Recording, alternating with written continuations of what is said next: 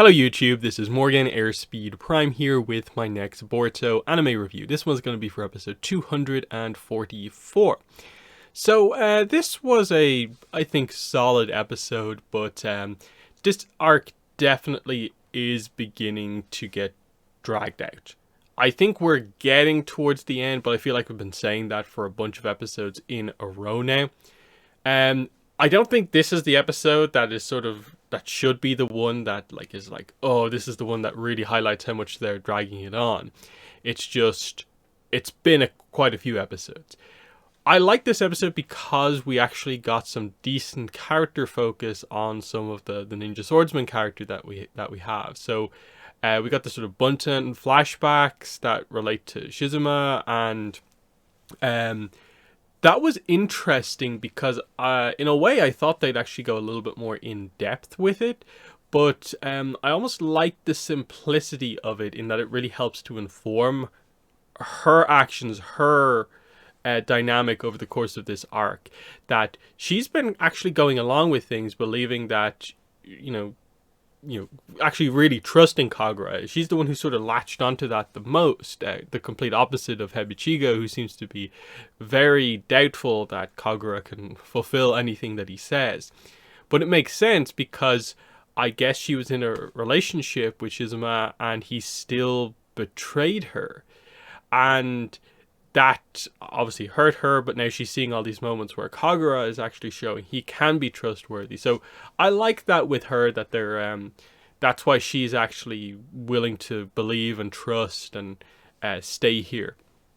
Hebichigo, of course, we've been going on this arc of she tried to kill Kagura, but obviously it was proven that no, actually Kagura is sort of beginning to convince her as well.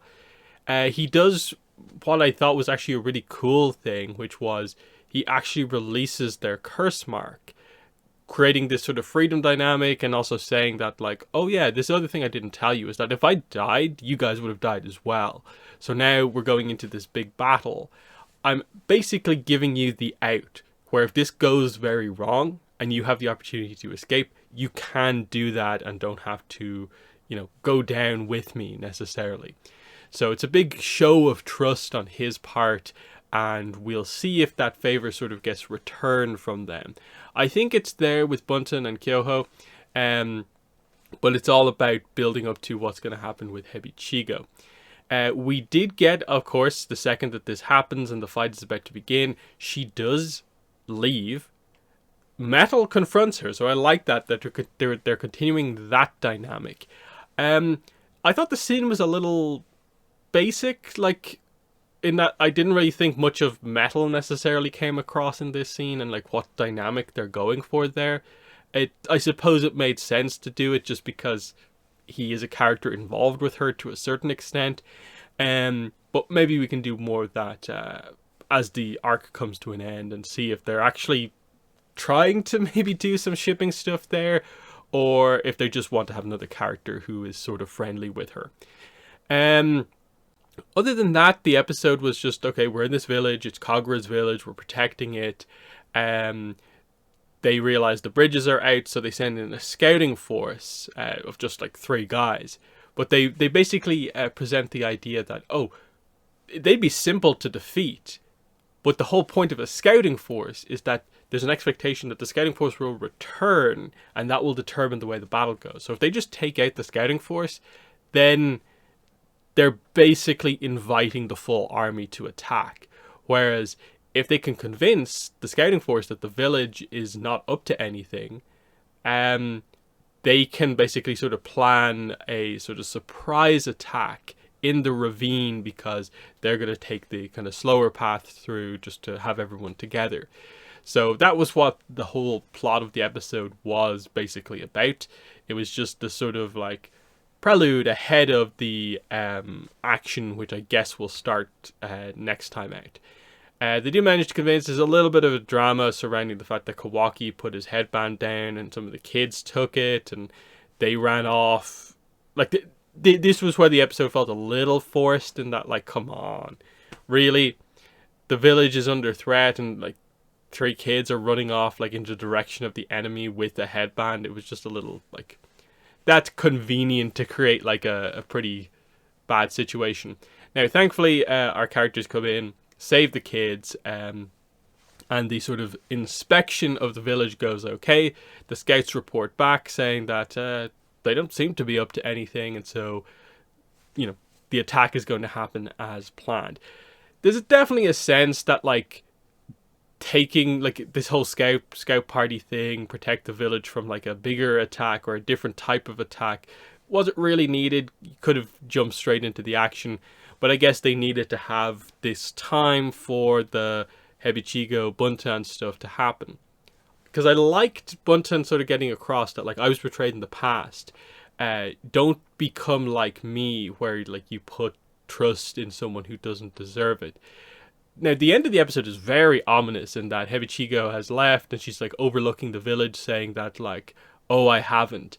Which seems to maybe get across the idea that, is she saying, like, she doesn't trust Kagura in that way? It almost implied, like, have you joined up with the enemy? Because Hebichigo's thing is that she doesn't believe they'll actually, you know, have their prison sentence completely taken away. And she also believes that if it comes down to a big fight between the enemy forces against them, that they will lose and they'll all die. And she doesn't want to sort of go down with that sinking ship. So it's very much just a, you know, out for herself. But they almost implied more.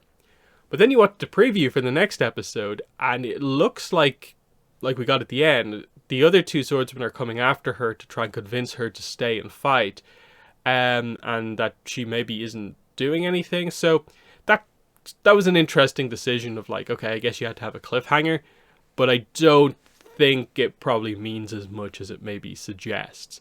I still like this arc in that I'm going to be interested to see how they do manage to convince her, because I doubt they'll take the decision to go down the villain road with her again. I think they'll have the three of them redeem themselves, sort of, you know, get their freedom, and we'll see where they go from here. Because Buntan does, the one thing with her that's sort of questionable is that she does say that basically as soon as she's done with all of this and is free, she does plan to hunt down Shizuma and kill him. Now, I'm wondering, will we convince her to not do that, and she can just be happy with a new life, or will that be maybe something we follow? I'm not really sure about that. Beyond that, like, that was basically the episode. Had moments I liked, but overall was just another sort of, okay, get to the show style episode. We've been waiting for the action to properly kick off for a while now, and it still hasn't kicked off. So I hope we get into it properly next week, and we can then just go boom, boom, boom, protect this town, defeat these forces, and then we get into the bigger fights, and the other characters kind of coming back into things, with, like, Amari, Ikada, and so on, and see where we're actually going in terms of the big things going on right now. Because this distraction, I suppose, in a way, this little side plot protecting the village in the middle of all this, again, it's related and it's important. It is sort of taking away from the fact that, like, the Fanato need more development. They need more behind them, and we're not quite getting that, but hopefully soon. So in the comments, let me know what your thoughts are on this episode, but that has been the video. Thanks for watching, and bye.